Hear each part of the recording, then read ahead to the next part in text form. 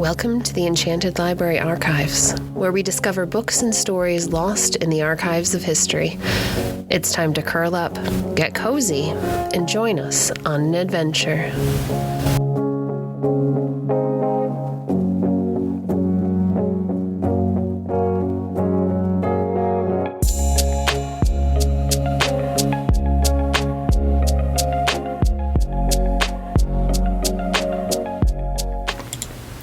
Today we're reading from The Speaking Oak and 300 Other Tales of Life, Love, and Achievement by Ferdinand Cowle Iglehart.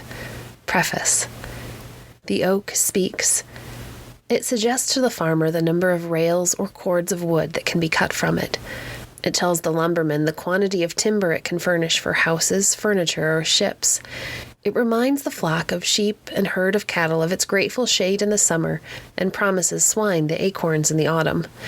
It puts on the robes of royal purple, smiles with fascinating feature, and makes love to the artist who takes its picture. It asks the man of science to watch the acorn break its shell, to follow the rootlets down into the soil in search of food, to notice its skillful carpentry in building up the stem and joining the branches and sawing out the figures of the leaves.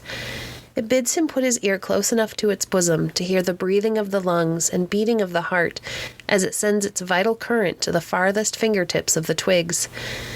It speaks to the Christian, telling him it is also of divine origin, and asking him to look through the gauze veil of leaves and branches and see the infinite personality, the benign Heavenly Father.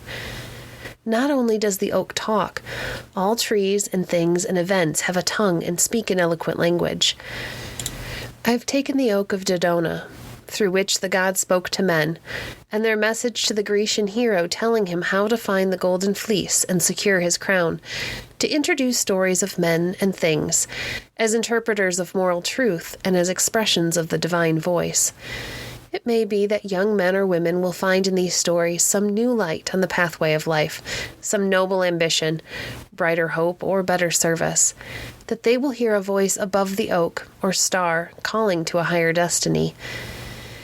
Maybe men and women immersed in the business or cares of this world may gain from these tales some added strength for burdens, courage for conflicts, and patience in perplexities, that they will turn their eyes from material plans to spiritual forces, from the accidents and incidents of life to the realities of the universe. Possibly the aged in reading these pages may take new comfort in the bosom of loved ones and have fresh visions of the faces of those who have gone before them to the better land. In the preparation of this volume, I undertook to collect material that would be of value to the orator or essayist in the secular and religious world in the presentation of the spoken or written message. I gathered many things which I thought would be of service to ministers, Sunday school teachers, and workers in the various young people societies of church in illustrating and emphasizing moral and religious truth. I've discovered a number of unpublished incidents in the lives of Washington Irving, Lincoln, Grant, Stonewall Jackson, and many other distinguished characters. I have related some anecdotes connected with my own life, which had burned themselves into my soul and were demanding expression.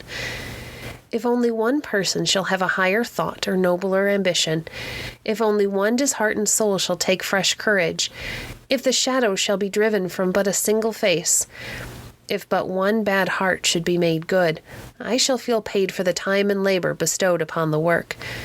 The book goes on in its ministry of love to God and fellow men, and breathing a prayer that it may be a speaking oak through whose leaves the voice divine may talk to the children of the King. Thank you for joining us today.